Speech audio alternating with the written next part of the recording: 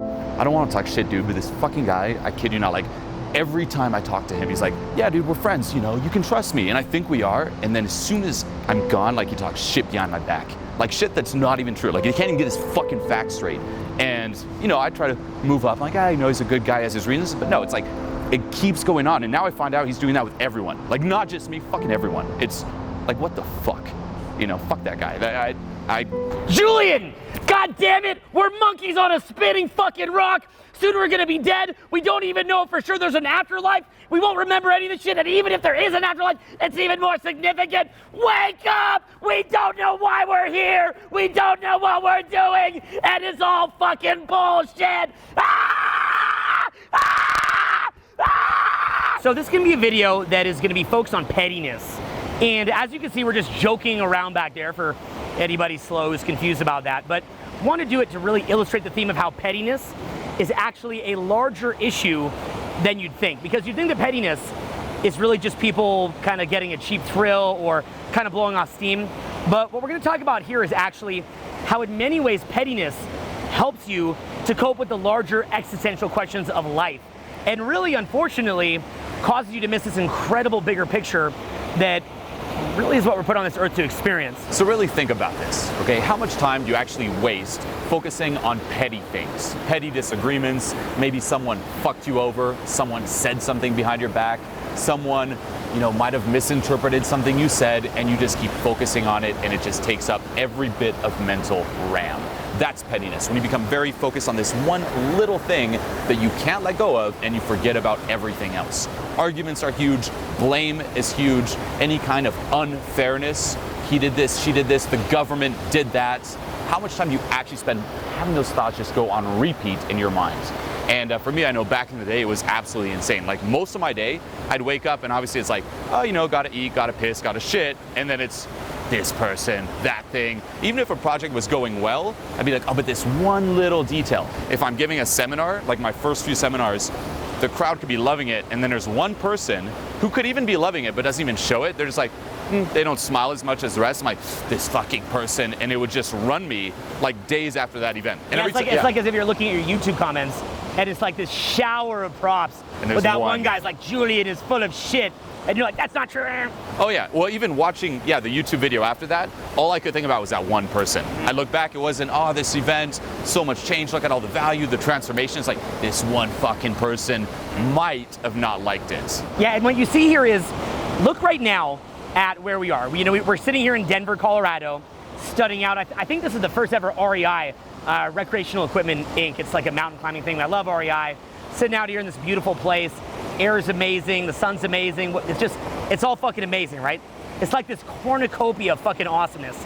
And yet, it's amazing how even in this short, beautiful life that we have, we can ignore that incredible gift, this incredible bigger picture, to focus on some petty bullshit. So, like what you said, you're doing the seminar, it's like, wow, man, you're in front of crowds.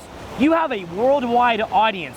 You are making more money than most people make in years to go and do this. Your life is something people would dream about. But what is that mechanism? And I felt that way too way back in the day, so I know exactly what you're saying. And you know, we can all fall back into it now. And it's like, what is that mechanism that makes us miss the bigger picture to be petty? What is that mechanism where there's this beautiful parade that's going on in front of you, but all you can see is the little speck in the fucking window, right? Say there's like maybe a little speck on this camera right now, right? We're sitting here, got years of expertise to share. Oh my God, there's a speck on it right now. And all you can think of is the fucking speck. That is what pettiness is. But what's interesting now, they say that the size of your problems or the scope of the stuff that you talk shit about is actually a reflection of the scope of the man, the size of the man. And to be clear here, why is it that we fall back into this? Well, in this video, there's many different reasons, from emotional addictions to addiction to certain status. We might touch on those, we may not, but the one we're talking about here is the actual existential crisis of being a human being, and how scary it is to see what life is all about, to really stop and think about it. Like, I am on a spinning fucking rock. You're on a spinning rock. You're on a spinning rock. There's a giant fireball lighting up the spinning rock. We are monkeys. We are actual monkeys. We have hair coming out of our face, In my case, coming off of my head, I've got canine teeth. I'm an evolved monkey sitting here talking to another evolved monkey, talking to thousands of evolved monkeys right here and now as we speak to you in this moment on a spinning rock with a giant galaxy. Do a YouTube search. Do a search of how big the galaxy is. What the fuck are we doing here? We don't know. So some people cope with that with religion. Some people will pay money to be told how to think about it because it's too overwhelming.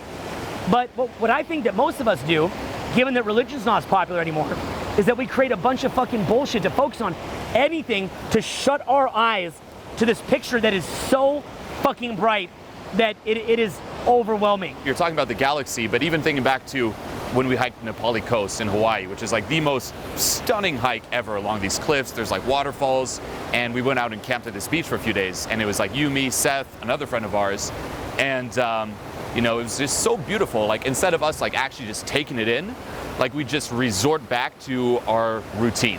You know, it's like you just talk about business. Seth would run around gaming. I'd be a mix of the two. I'd be like business game, business game. I mean, I remember with Seth, we'd be running around like looking for girls to talk to, instead of actually being like, look at where we're at. Look at this beach. Look at the fucking water. Look at the sun. Take it in. We're like, ignore that. Just act as if we were in our fucking like hometown or in a fucking apartment. You know, or us just sitting down or like reading a book. Like, let's just keep reading the book because we couldn't endure it. We couldn't handle, you know. Yeah, it's almost as if the pettiness is like sunglasses for the searing beauty of what you're experiencing. I mean, Nepali, especially for me, I would go there every summer, and there's times I would hike off it in a rage because it's too beautiful and your mind can't take it in. Like, it's giant, carved out by millions of years of rain, green mountains, like rainbows, and it's like you can't take it. So you go back into your autopilot. So for some people, like for me, that could be, say, business.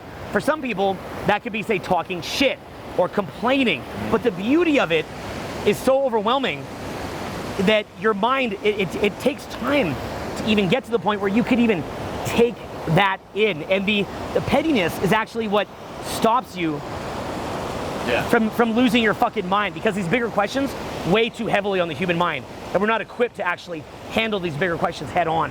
Yeah, and it's funny too, you said it takes time, because with every year that we did it, like we did this a few times, you could take in a little bit more. And I'd see stuff I never saw the years before. I'm like, oh my God, look at this waterfall, or look at the details and like the greenery and stuff. It's like, versus the first time, it's like just very myopic, you know? And that's what pettiness does. It's like, fuck the bigger picture, let's just obsess and be compulsively like focusing on this one little thing, this one little pathetic thing, like that fucking speck on the lens. You know? Yeah, I'm talking about content, but all I'm really thinking about is this fucking speck. I just see it. The video's ruined. Ruins! Take a pause and think of the TV show Planet Earth. And think of these giant mountains and these wild animals with like these fur pelts that every little pelt of it is incredible. Let's think of these trees, these plants, with like every little detail of every leaf, every little crevice in a tree, the man-made objects, everything around you, bridges, trains. Look at all the look at this shit details right here. Just the detail on this. The texture. Feel it, touch it. It makes you aroused. And basically what you'll realize is we are overstimulated with awesomeness. The sheer awesomeness of reality inspires so much awe that the only way that we can even let it in is with sunglasses, to where it's just like, right? And now we're like, that guy did this did it, right? And it's like, hide me from it. And part of taking any action in life is that whenever the action is too much up in the clouds, like it's all irrelevant, man, that action is gonna be fucking lame because it's too disconnected from reality. So it's too much in the sky, not enough connected to groundedness. But likewise, when the action is too much in the ground, oh no, we've got to fix this, fix that, it's too dense. There's something that happens to that action that makes it turn negative. So understand here that actions have karmic consequences. And I want to really be clear here that you don't need to believe in karma, because I'm not even sure if I do. I might believe in karma, I might not. To be honest, I never, ever, ever, ever would have. In fact, when I hear it, I'd cringe. That's why now when I talk about it, I'm like, I know some people are cringing. But over time, it got like, I mean, I turned 38 this year. It's just getting kind of weird. And it's really weird how if you just consider karma, you really see it play out. Now, whether or not this is mystical or there's an actual scientific explanation behind it, which we could even go into. I mean, that should be a great video topic, by the way, like the scientific explanation for why karma, even if it wasn't an energy, that it just kind of happens. But what you have, whether you resonate with the spiritual approach to it or the science approach to it, just think about it within these terms. So you take an action, and if that action has within it the seed of the energy of perspective, the energy of abundance, the energy of the bigger picture, it has that within it. That action moves you up. And if an action has the seed within it of that dense energy, this me, I'm not getting enough, I'm in scarcity, even if what you're doing appears to be moving you forward, oftentimes it's actually moving you backwards. And so a weird way of thinking about it is like actions that contain perspective and that are brought about through perspective, they will make things better in the bigger picture, in the greater picture of your life, they make things better. But in addition, your inner state transmutes into a higher state, okay? You move up internally. You go into higher vibration or whatever you'd want to call it. Conversely, when your action is too much in the ground, what happens is you make things harder. So as an example, let's say like that guy wasn't nice to me, and then you're mad about it, and then you trigger him, and you think you're helping, and then he triggers you, and then you trigger him, and then he triggers you. And what happens is now you're both using that as a way to ignore the awesomeness of life. You're not letting in the gift, and you're using each other and fighting with each other not to let it in. I've seen this with close friends of mine, brothers of mine, family of mine, to where shit is going so awesome. Everybody's doing so amazing. And it's almost like you just can't let yourself win because there's that addiction to being stuck in place. And you see it in the pupil. You see it right in the pupil where like it's almost as if when you open up, the pupils open up and there's a softness in the pupil, like I'm letting it in. I'm receiving the gift. But conversely, when they're closed off, there's a hardness in it. And I think what's really critical here is that when you give, weirdly, it prepares the vessel to receive. So when you're too much in the earth, it's like me, you're not preparing yourself to actually receive. And that's where you go into that kind of land of hungry ghost mode, like they say in Buddhism, with like these little creatures like the fat belly and like the straw mouth, and they're always needing more because people are unaware of the kind of karmic consequences of their action. Now, if you don't believe in karma or spiritual growth, that's okay. Just look at it with your own two eyes and see how actions that you take that are based in this kind of me, at first in the short term they appear to be helping, but in the longer term they wind up blowing up in your fucking face.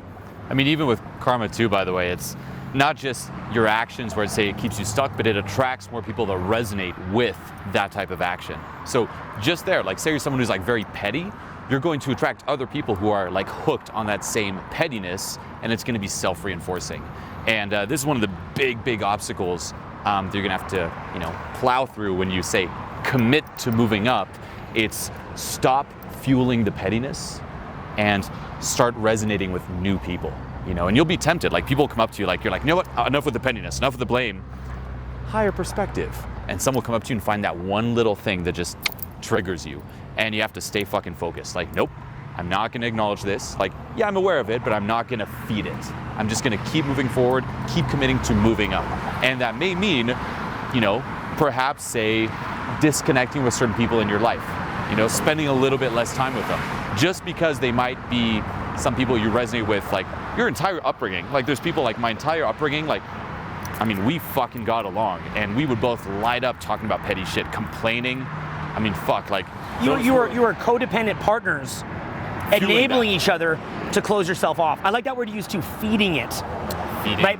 And by the way, again, when you're too much in the ground, someone fucks with you, and you're like, I'm gonna fix that, because it's me. And you think that you're fixing it, but you're feeding it and fueling it. Yeah, and it also becomes like your purpose. Like that's now the reason you exist. Like it's the thing that fuels you. Like when I'm growing up and I have my buddy and we're like bitching about stuff, like every day I'd be excited, like, oh yeah, that fucking thing. Because otherwise, why am I alive? Why am I alive if it's not to fix this fucking thing? If it's not to complain about this fucking thing? What's the point? And it's the same, by the way, with someone who obsesses over a girl.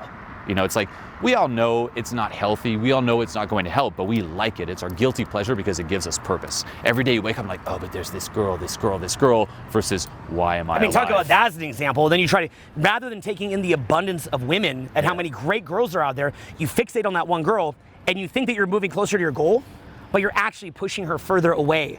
Or someone fucks with you and you feed it by retaliating, and your goal is peace, but actually you're moving peace further away. Well, that's the thing. Like, say you obsess over that girl, part of you doesn't even want to be with that girl because now you lose that. If you're someone who's like arguing or like, let's bitch about this thing, you don't want that thing to be fixed. Yeah, like let's have this awesome situation, fight over the fucking minutia, and then when it's finally resolved after doing so much to resolve it, it's like, wait a minute, but then we'd have no more purpose. If we couldn't fight each other, what would we do? Why are we would here? We just be so successful that we'd have to acknowledge how awesome the fucking world is and to let in the... No, let's fight and let's win. I mean, that's the state that we're in too, just with today's like, even like political system. There's like, you know, both sides, and again, I don't take really any sides, but like both sides probably love, like part of them fucking loves the situation that we're in. And they don't even want it to be resolved because then it's like, well, now what? Now we have a purpose. Now we have a cause. Let's fight against them, the enemy, blamed, petty, versus we're alive. Can we let peace land? Like, you don't even want peace. If you're obsessing over that girl, you don't even want the girl. Because the vessel's not ready to receive it. Yeah. And I mean, yeah, that's something too, linking it back to, you know, during my upbringing, like different friends where I'd like bitch about stuff with. When I started moving up, I would sense them trying to drag me back in. And it's not ill-intentioned. It's like they miss their partner in feeding that complaint, feeding that cause, if you will. And they're like, bitch with me. Bitch with me. Like what, you're not gonna complain about that? I'm like, no, you know, I'm focusing on, say, bigger things. You know, I'm dealing with this bigger problem here. I'm dealing with this bigger issue. You know, perhaps trying to change the world. I don't have the luxury to perhaps bitch about this. And then they get really mad. It's like, what the fuck? Bitch with me. Because now it's like, well. And now you could be the enemy because they'll get that feeding from you one way or the other. So if you won't be the enemy the way they want, they'll find another way. You know, or if you won't feed it with them, then now you become the enemy. Yeah, and that's really, I mean, the time where you have to stay true to moving up. So yesterday we were at Transformation Mastery Live. Let it all out! Let it out! Let it take over! Let it out until there's nothing more to let out! I saw an exercise in Julien's event that for me was actually really aligned with this whole awesomeness and our unwillingness to shield it off. It was basically the eye contact thing. Could you kind of break that down a bit? Yeah, basically it's an exercise during the event where I make you sit down, you know, facing another human being, and for 5 minutes straight, and this is a fucking long time when you do it, just sit there in silence and stare at them right in the eyes. And see if you can take in the awesomeness that is another human being. Like, look through their eyes, the windows to their soul. See if you can hold eye contact right now with me. Look into my soul. Look into my being. Look into Julien Blanc's soul right now. Look into what do you my see? Soul. No, because in a way, it's like, what are we? A mini universe. Like, we all contain this universe within us. Like, we can't put this into words. And it's crazy how just by doing so, you might feel the pull to look away, the pull to maybe laugh, the pull to fixate on perhaps different physical traits, anything to not take in the experience that is another person. And it's all about enduring this. Can you endure it? Can you let it land? And this is an exercise that, I mean, yeah, illustrates exactly what we're talking about here. And it's tough. Think about what you do with your cell phone. To me, actually, that's the easiest example to think about because I notice myself doing it, and I see everybody doing it, to where when it just gets to be a little bit too heavy, my first default is I start pulling out my cell phone. I do that a lot too when I'm underslept. Yep. Like, you know when I'm underslept, and you'll just see me at a restaurant table when we could all be having fun, and I just start burying my consciousness into my cell phone. Or even take it even further, we were out this past weekend. What are most people doing? They need to hold a drink. Like, they have to have something to fixate on, or they're smoking a cigarette. And I even caught myself do this a couple times with those oxygen little tank things. We're in Denver, it's a mile high. It's, dude, we want some oxygen in a can.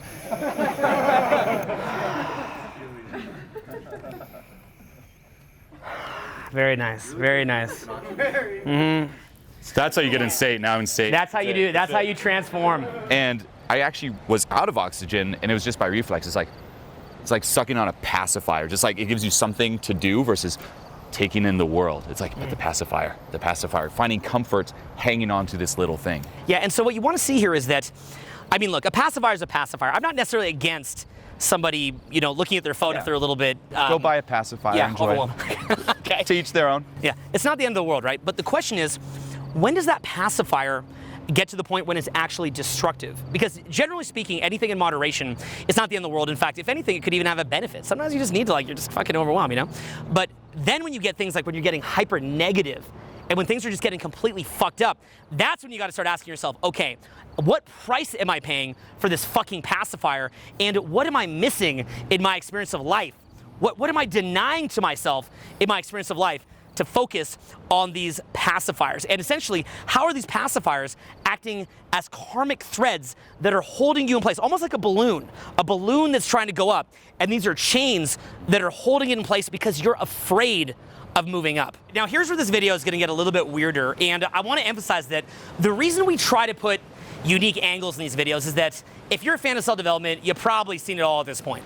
So whenever we can get the midget fucking the donkey, we'd rather show you that than the standard missionary adult film. Okay, so this is gonna be a video now, we're gonna turn it to a little bit of the midget bang of the donkey here, okay, if you can understand that analogy. And what we're basically gonna say is, we're gonna ask you to dig a little bit deeper on this idea of you're like this balloon that's trying to rise, and what it means to have these quote unquote, just go with me here, okay, just roll with me if it's hard to let it land, these kind of karmic threads of things that you're attached to that is stopping you from rising. And what we're trying to paint here is a picture that is not easy to paint because we're trying to break down reality for you in a way that's gonna give you massive insight, but that is so different from how you've ever thought about it that it might be a little bit hard to let this land, or maybe this will turn out to be a video where you don't get it now and later you'll get it. Now, as a thought experiment, again, I cut insights here, just a fucking thought experiment, okay? I want you to imagine yourself as this infinite being, this being whose potential is just beyond anything that you could imagine. Somebody who has the ability to do things that just, you have no fucking idea right now how amazing things could be. I'd love you to imagine that. And that awesomeness, in many ways, just as a thought experiment, perhaps you could envision that it parallels the awesomeness of the universe. Now, I understand that, you know, just some fucking humans here, some evolved monkeys, are not exactly quite the awesomeness of the universe by a way of looking at it. But in another way of looking at it, we are a microcosm of the universe. It's almost like the universe is in us.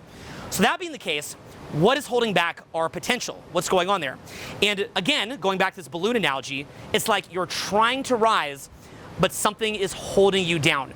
And when something's holding you down, now you've got to try to make decisions or move forward in your life with these chains.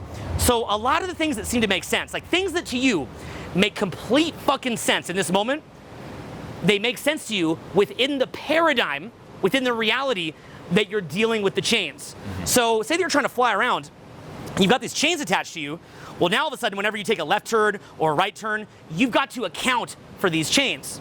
But what would happen if you let them go? So a simple example would be like, take alcohol. And so you don't drink, I mean, you'll drink the tiniest amount of wine or whatever it is. I don't drink. And people will come up to us when we're out and they're like, you're not drinking? How's that possible? How could you even have fun? Well, within a paradigm that you are stuffing down trauma energy and that you need alcohol to kind of medicate that trauma energy, it makes perfect sense that you need alcohol to have fun. Within that paradigm, that makes sense. But all of a sudden, if you've let that go and you're connected to your source and you're in abundance and you're present, you're feeling amazing, then if anything, alcohol just drags you down at that point. Now, you know, a small amount can be like this kind of nice little warm buzz at dinner or something like that. Everything within moderation. I don't think we were trying to make like this teetotaler video here, but I think you understand the general context of what we're saying. Likewise, imagine, say, with pharmaceutical pills. Well, if you're eating the SAD, the standard American diet, and you're poisoning yourself because you're addicted on oily French fries or, you know, chemical-filled chips that you get at 7-Eleven. Burger, just grease. So say you got that. Well, if that's the paradigm that you're in and you're not able to get out of it, well then of course something like a pharmaceutical pill makes sense. Like say that you're depressed. Well, the reason you're depressed is because your brain's neurotransmitters are being taken down by the food that you're eating. And if you're not willing to let go of that food, if that's something that you're addicted onto, then a SSRI, selective serotonin reuptake inhibitor, maybe will at least get your brain working properly.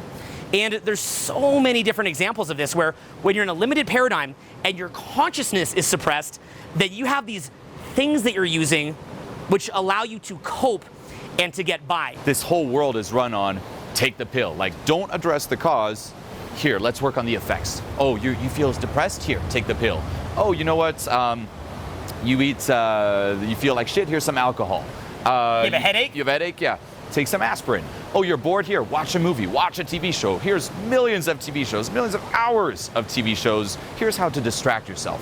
You feel a little bad inside? Here, buy a new t-shirt. Go to this store, buy a new movie. Go on Amazon. Here's Amazon Prime. It makes it even easier. We'll deliver it to your doorstep. A million things you can buy. Society thrives on that, and it really prevents us from like taking a step back, again, cultivating that larger perspective on things and letting go of those chains, getting to the cause. Within a state of your mind being suppressed, you are limited. So if you're in a state where you can't think clearly, and then we say to you, okay, we could get you on this type of diet, we could help you with this, we could help you with this, we could help you with that. It's like, whoa, it's too complex. Yeah. So, the best example I could think of is, say, a headache. If you have a headache, one thing you could do is you could take an Advil and get rid of the headache. But another thing that you could do is you could get a chiropractic adjustment because your neck is out of whack. You could also massage your neck because the muscles on the back of your neck are too tight. You could go to cryotherapy because you're inflamed. You could take turmeric shots, ginger shots, take greens because you're inflamed. You could sleep in a pitch black room because you're underslept. You could go get water because you're dehydrated. And all of a sudden, and also you could just take a fucking break. You're probably stressed. You could release, you could meditate. So all of those things are a little bit too complex to do when you're in a suppressed state. So you can't see that larger paradigm. Now notice, the lower the level of the paradigm that you're in, this is a rule, so pay attention.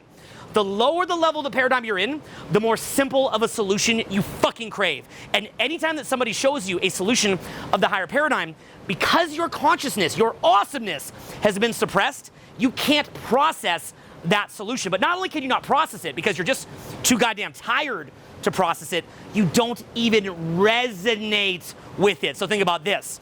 Take success with women. Let's say that you're thinking about that person who you're fixating on. Well, in that moment, all that you want is that other person who you're fixating on. Now, if we said, look, you're going to improve your appearance, your happiness, your inner peace, the value proposition that you offer. We're going to teach you how to go meet new people and actually bring you into abundance. I mean, fuck, just learning about abundance in general makes you so much more attractive. Well, that's too complicated. And you can say that to somebody who's in that scarcity of fixating over one person, and literally they will just zone out. You'll just see them go like, person. Person. Yeah. If someone has a headache, you say, okay, chiropractor, turmeric. They're like, pill. And no matter what it is, they keep going back to that. I've even made videos before where I talked about how I did all these different things to cure my depression. And one thing that I tried for the shortest period of time was I tried antidepressants to see how it felt, which, by the way, I didn't like it. And funny enough, every time that people hear that, they always come to me and they're like, so you tried it?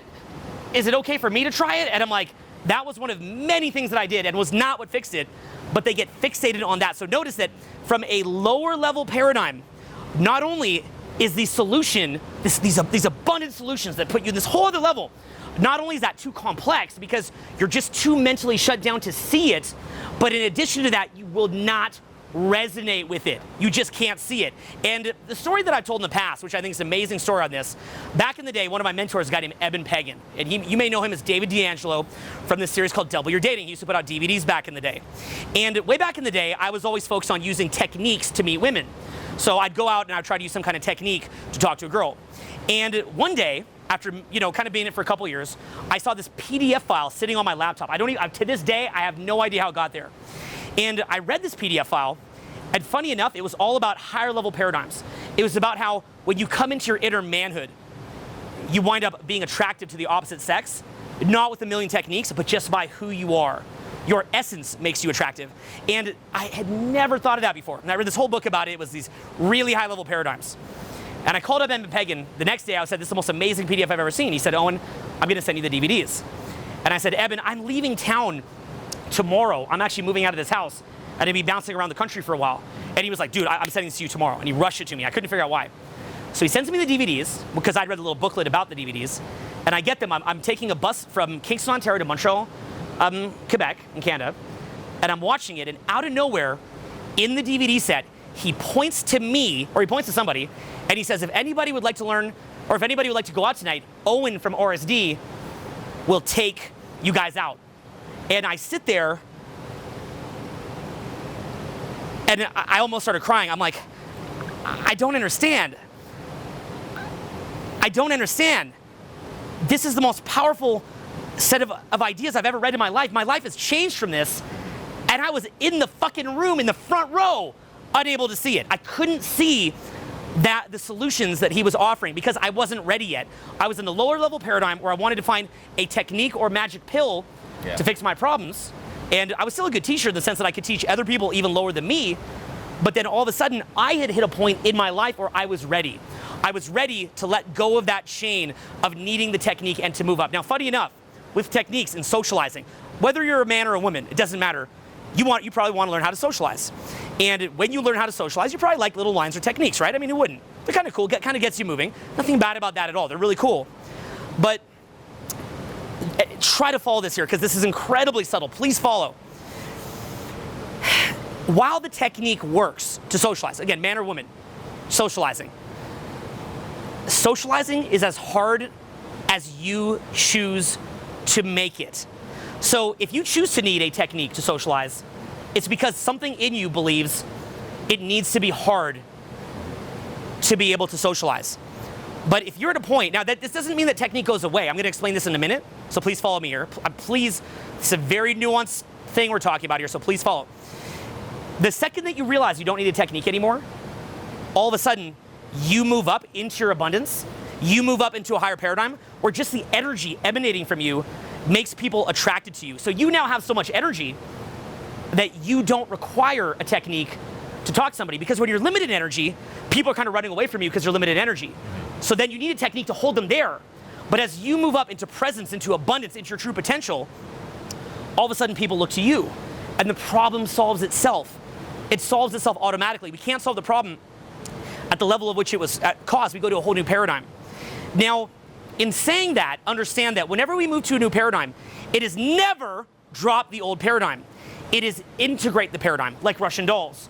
So we still keep a degree of technique. We understand that when we go talk to somebody, there's a certain angle that you could go in where it's jarring and uncomfortable. We understand that people have certain social pressures when talking to you. Like, say that you're a guy, you're talking to a couple girls, don't be rude to her friend because her friend is going to block the whole situation because she's uncomfortable. And so it's not to say that there's no technique at all, but rather it's that you go from like, say, 100% technique down to maybe 5% technique or 10% technique. And that amount is still valuable. But again, it's like Russian dolls. We move into a new paradigm where we integrate. It's integrate and expand. What really changes is the place it's coming from. It's like if you're in that lower paradigm, you're like, I'm not enough. Oh my God, I'm very limited. I need the technique to have someone interested in me. You're using it as a way to compensate for who you are, and it's reinforcing that you're not enough without it. When you move up to that higher paradigm, say a paradigm of abundance, it's I'm enough, and I'm using it to just make things a little bit better, or in a more, say, strategic way to just, for example, like, acknowledge the friend. Don't be a dick. It's just coming from a very different place. The same with money, or success. And that's huge, huge in the, personal development, spiritual realm where it's like at the lower paradigm, everyone cares about money, success. But when you move up, you let go of that and fuck money and fuck success. And it's like, no, still, you can still have money, you can still have success, but it's coming from a different place. You're not using it as a way to compensate for who you are. You're not trying to find yourself in the money or success. Your relationship to it changes. That's the key. Your relationship to it changes. And I remember someone writing this online where it's like, I saw Eckhart Tolle and he's driving this type of car. Jaguar. A Jaguar. What the fuck? I thought this guy was enlightened. Why is he spending money on a car? And I was like, what? It's not the thing, but the place it's coming from. Yeah, to not have a nice car would be in a reaction to the car. Mm-hmm. Well, even deeper, it depends on the person. Like, what from that place of abundance do you resonate with? And then it's whatever's there that's unique to you. But it's funny with the Eben Pagan story because it was the same when I first met you. We really related in terms of, taking action, success with women. And then you come up to me like, hey, read a little bit. And you tell me about all these books. Why don't you, eat a little bit healthy? And this was during my self-destructive phase. And you would tell me all this stuff and I'm like, yeah, just like blow it off. And it's crazy how going back to that when I really got into health, personal development, reading, and I'd come up to you like, oh man, have you heard about this book? And you're like, yeah, I told you about that book years ago. And I'm like, oh.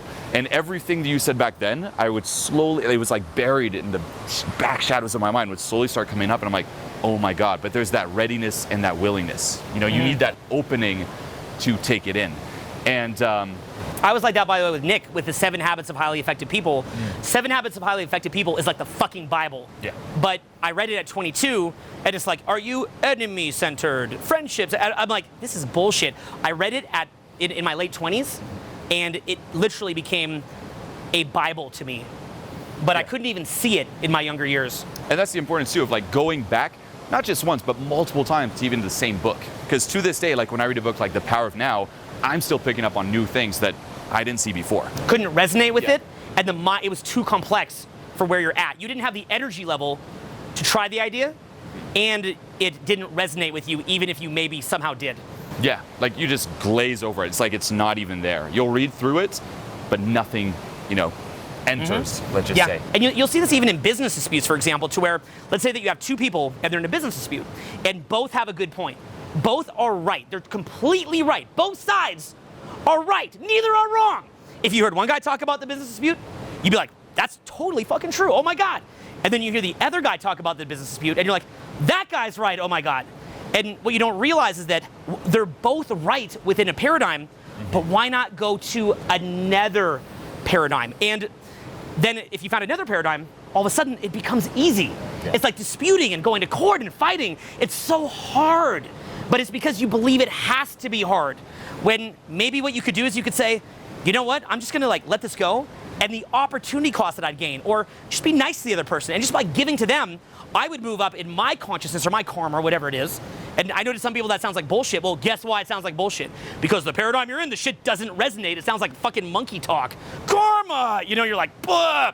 So that being the case, if you just let it go, then you make 10 times more money. So we're gonna wrap here in the City Hall in Denver with one of the major tells that somebody is in a lower paradigm, and that is their reactivity to what's going on around them. So let's say that you want to evaluate somebody and see where they're at. Here's a general way of telling.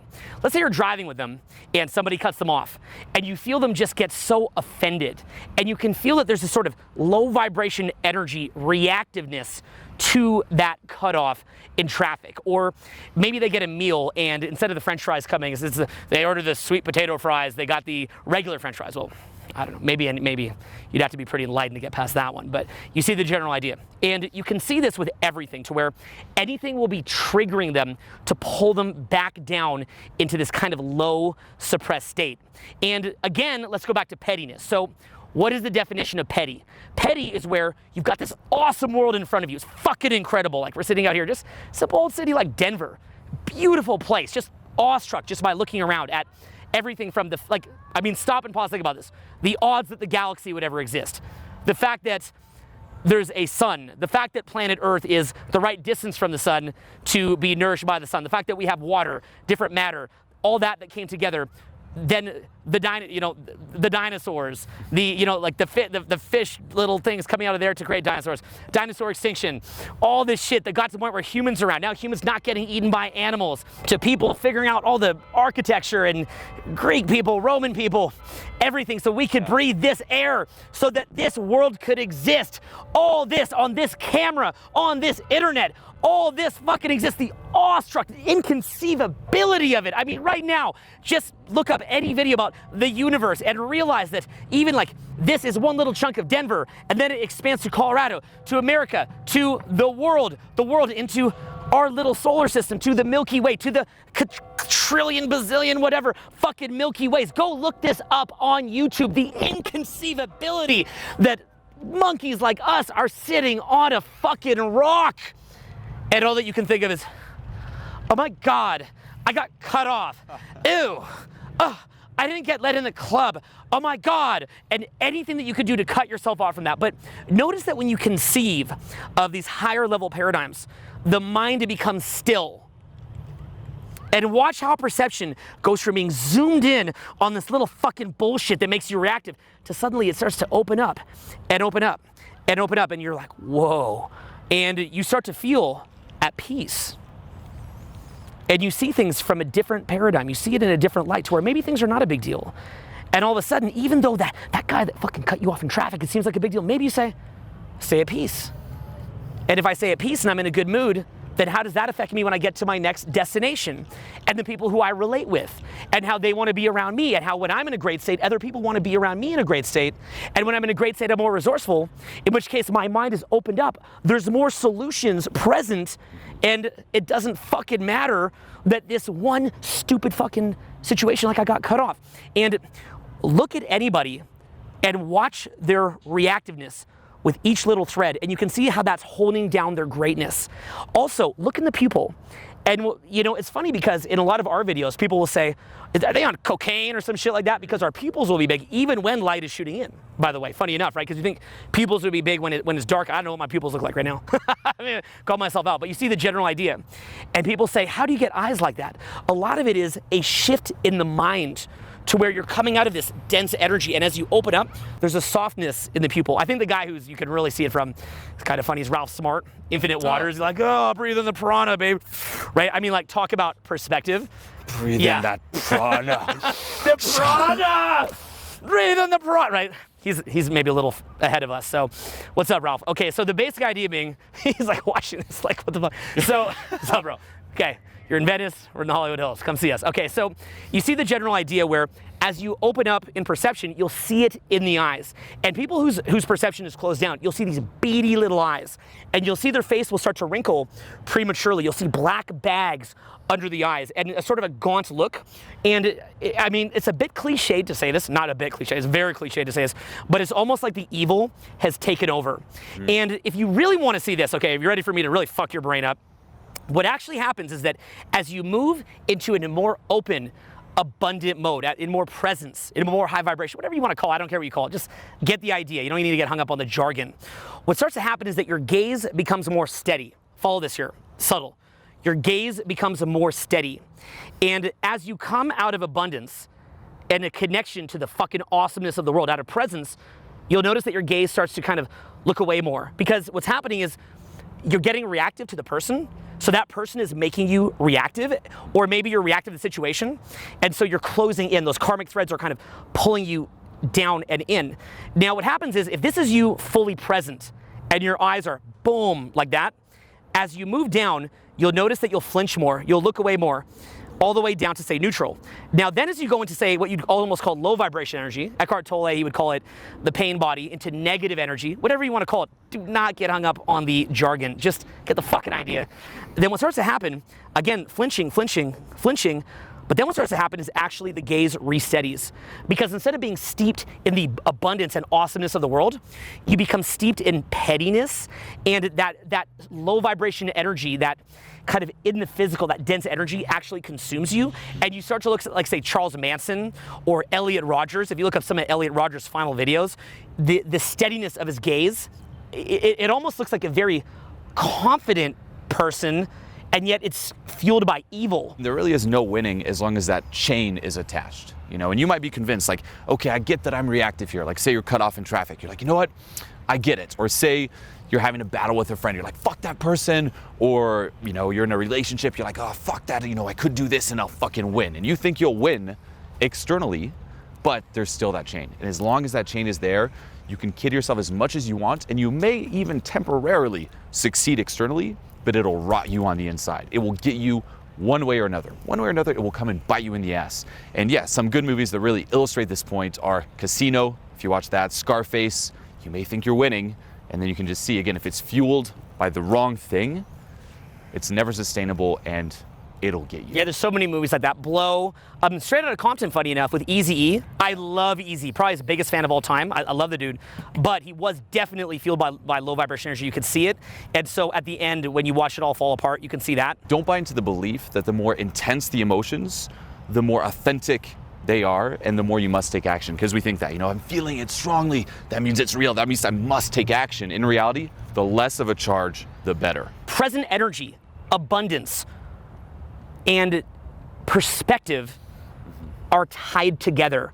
And when you take action from a place of perspective, abundance, present energy, high vibration energy, whatever it is, that action tends to be more true and moves you forward and moves you up. Whereas when you take action out of reactivity, it tends to move you down. And it's very unfortunate because when you don't realize that, and you move down, down, down, like when you medicate your pain with alcohol, When you medicate your headache with weird painkillers that just push the disease further down.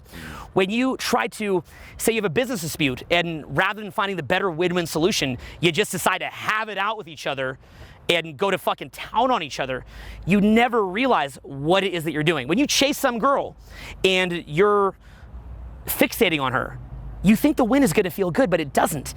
The win feels good within a context. Like, okay, I'm in scarcity with a woman. Say you're a man, you're in scarcity over a girl.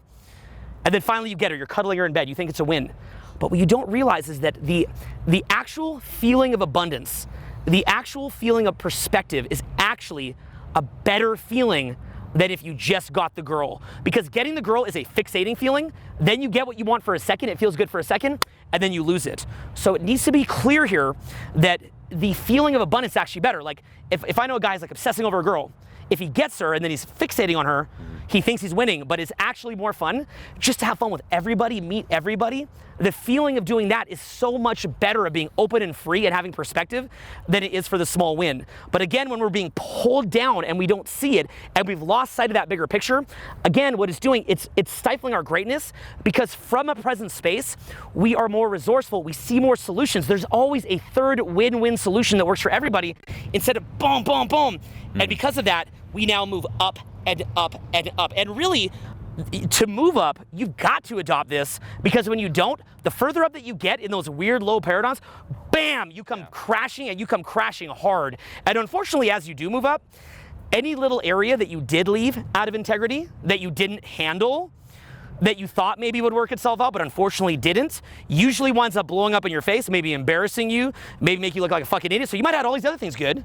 Maybe 95% was good, really good, but 5% you kind of let it slide, you thought it would handle itself, and boom, and it comes back to get you. In order to move up, and this is crucial, you must make that leap of faith, because it's so, you get drawn in to these lower paradigms. It's tempting, you're like, you know what, fuck it, like there's that little voice like, no, just fucking act in this, like it really takes over, and you need to commit to moving up and let go. Like that's really how you let up. It's like a leap of faith. You're just like, and then you move up to a paradigm, and then again, and then you move up. A lot of the chains that run us is like our need to always be in control, and realize that if you're hanging on to always being in control of everything, what is that really reinforcing about the world, the universe? That it doesn't have your back. It's like, unless I micromanage and hang on to everything, unless I always do it, I'm fucked. And you have to have a little bit more trust in the universe, and that's really what moving into abundance is. And when we say, yeah, it's neutral, it's at peace, that doesn't mean that it's not powerful. It's that difference, once more, with that stare where you're either, and it's like just fucking strong, like something is coming through you, or you're trying to do it all yourself. The reason this is gonna irk you is because letting go is scary. And more importantly, what we're implying here is almost as if you just let go and everything takes care of itself. Now, in the New Age movement, this is where you see these freak Frankenstein cases of people who fuck up. And I mean, it is pathetic watching people who could be accomplishing so much, letting go too much and doing nothing. It's really apathy, and the results go to shit because they think it's either or. They think that control and release are in opposition to each other. Again, what it comes down to is the Russian dolls, where as we move into the next paradigm, we don't lose it, we integrate it. So you're always gonna have control. Anybody who's not taking action is a fucking fool, or just self-destructive, I don't know, whatever you'd want to call it. It doesn't mean you let go of all control. You have to control, because that means you're engaged in the process. If you're not controlling things, that's just telling the universe, I don't give a fuck, so just fuck me in the fucking ass at that point. Instead, what you want to be doing is you want to be having control integrated also into letting go. So as I sit here, when I public speak, I want to let go. My goal as a speaker to you now is to let go, but I still have to control somewhat. I can't just sit here going, ugh, and thinking it's gonna do itself. But as a younger public speaker, if you look at my older videos, you'd see me doing, say, 95% control and 5% release. Same. Whereas now, it might be, say, 20 or 30% control and 80 or 70% letting it go. I'm really not thinking right now as I'm speaking, and that's why I'm able to get the information to come out fairly crisp. So what we wanna do is we say to ourselves, control, release, and how do we let go? It comes down to faith that the world's not against you, even though to some extent, obviously it is. If we go out in a lion pack, you might get eaten. That means you're a fucking fool. So we integrate the control, but at the same time, we want to let go. Now, in letting go, what happens is the karmic threads of reactivity are not depleting you anymore. You're not being depleted, so those black bags under your eyes go away. You get a softer tone, eyes open up. You start acting through perspective, and then as you do that, these crazy solutions open up to you where now all of a sudden, instead of say, I work at Subway sandwiches, I'm mad at my boss Janine, she doesn't give me respect, I don't like waking up early, this sucks, you go, whoa, slow down. Maybe I have a talent I didn't recognize. Maybe I tap into that talent. Maybe with that talent, I buy the fucking Subway. Maybe when I buy the Subway, all of a sudden, I buy 10 Subways. Maybe I buy 10 Subways, now I buy a giant mansion. Maybe I sell my 10 Subways, I have unlimited money. And I mean, this is obviously incredibly oversimplified. It's not like it's like, well, just let go and now you're a fucking billionaire. I'm not implying that, because again, you have to integrate a degree of control. You've got to find your core strengths and execute and take action and produce results and consider what you're doing. But do understand that when you're stuck in that reactiveness, that's that guy from Subway who's stuck in it. You must distinguish, key here, you've got to distinguish between what you think feels good in low vibration, but in fact is too deep in the physical. Whenever you let in, whenever you receive, key here, key, major key. Whenever you receive, take a moment as you're receiving it to get present. Almost like the ozone layer around the earth, right? The sun comes in and it hits the ozone layer for a minute. Get present and see how it feels what you're about to receive. And if you take that moment to get present, and as you receive whatever you're gonna receive, whatever good blessing you're gonna receive, it feels like it's fixating, that's negative. It's like if you eat McDonald's. You're like, McDonald's, but then if you go present for a minute, you're like, yeah, it's too much. Whereas say a kale salad, you go to receive it, it doesn't really taste good. It tastes kind of bitter, it tastes very bitter. But then when you open up your perception, instead of being boom in pettiness, you open up your perception and actually have gratitude for the bigger picture what the fucking kale salad could give you, and then you eat it and your body starts to feel good, you feel more present. And all of a sudden you can connect to that, you get a palate for that. When you're in a low state, your palate doesn't respond to or resonate with things that are low vibration. So again, what we said here, control muscles, release muscles. As we open up, better solutions come to us and we're ready to receive at the highest level. It really is a journey. I certainly don't have it down, and I'm gonna have embarrassing, humiliating situations that are seem incongruent or inconsistent or suck for the rest of my life. I don't think I'm ever gonna arrive in this lifetime. If I did, that'd be pretty cool. But at least I have a general direction, and with that general direction, as I get older, I can let go of reactiveness. And now, how does that play out in my regular life? I walk into, say, a seminar, and rather than being nervous, what does everyone think? I'm just relaxed, or at least more relaxed than I would have been in the past. Likewise, I go to, say, meet people, I'm not so much attached to it. Maybe now they start chasing me. And fundamentally what it comes down to is that life should be easy. And it doesn't have to be hard. But so often we make it hard. And it is so incredibly deceptive how hard we make life on ourselves. And how much that if we move up, all of a sudden, yes, it's challenging, but it's fun. And we can meet our challenges with a sense of ease. So we'll wrap with this, okay, as a little example that I'm sure you can relate to. Right now, in the internet world, in the personal development world, there's a lot of focus on hustle. Do it yourself, put your head down and just fucking take action. You can do it, it's all you. And once more, from a certain perspective and a certain paradigm, that makes sense. But guess what? If you just instead, as an experiment, instead of just hustling with your head down, focus on being perhaps a little bit more friendly, a little bit more social, you'd be surprised how much faster you would move up. Because while you're hustling with your head down, you're missing out on a lot of opportunities. Some people might not even want to relate to you. They might not want to hang out with you. They're like, ooh, what's this dense, tense energy of the hustler? And if you're just friendly, they're like, oh, who's this? Let me help this person out. And you'll be open to so many new opportunities you didn't see. And this is a question like, what's the bigger perspective? Is there another paradigm? Is there another way of going about this? This question, never, ever stop asking yourself. Like this, I ask myself this question every fucking day, and when I see it in others, I always turn it out on me. And this is something you do as well. Like when you see that person at the subway, it's very easy to be like, oh, look at that person, lower paradigm. But instead, hey, where are you doing that? And then just keep letting go, moving up, and things just keep getting better and better and fucking better. Look at someone and ask yourself, where are they their own worst enemy? How are they making problems? How by getting too competitive are they actually making other people push back reactive energy on them? How are you yourself, by viewing the world as a threat or competition, putting reactive energy back on you. You know, you're driving down the street. What's your goal? Your goal is to get from point A to point B to be happy. Well, you could choose to be happy now. By getting reactive, maybe that guy starts chasing you down. It's like you get these crazy situations like, you know, people driving, next thing you know, they're shooting each other. And you literally see that. Yeah. The most extreme example of it is, say, somebody who's homeless, and the karmic threads that he has are things like hardcore drug addictions. And again, when he receives, he doesn't take a moment to see, like, is heroin something that adds presence? And it's this hardcore thing pulling him back down into this, like, extreme high that then depletes him. Like in the Goodfellas movie, you know, like you feel good in the moment, depletes you later. You got to pay the bill. With low vibration energy, you always got to pay the bill. And then he's mad at the other homeless guy. And you literally see this, like one homeless guy, like the bum fight stereotype, right? Like on those weird videos like of bum fights. Like one homeless guy gets mad at another homeless guy. And those triggers, like it gets them to the point where they perceive so much the world as their enemy that they just sit there clasped and stuck. We had a guy who came to apply to work with us. He's an amazing guy, incredibly brilliant. But he used to be in gangs when he's younger. And he said to me, I used to be in a gang. I was like, what do you do in the gang? He's like, not too much, just did a bunch of drugs. And I'm like, so what's the gang about? He's like, yeah, you kind of sit around, make sure other people don't come on your turf. Well, why do you make sure other people don't come on your turf? It's our turf. So what would you do if they come on your turf? Fuck them up. You shoot him. Like he wasn't shoot anybody, but you know that idea. What's the point of shooting somebody if they come on your turf? It's just a block of street. Well, why? Our gang, their gang, right? That's a telltale sign of the low-level paradigm where you view people as your enemy. And so if you actually talk to homeless people, you can often see that low-level paradigm in effect and then recognize it in yourself. Where's your version where it's like a turf war for no fucking reason?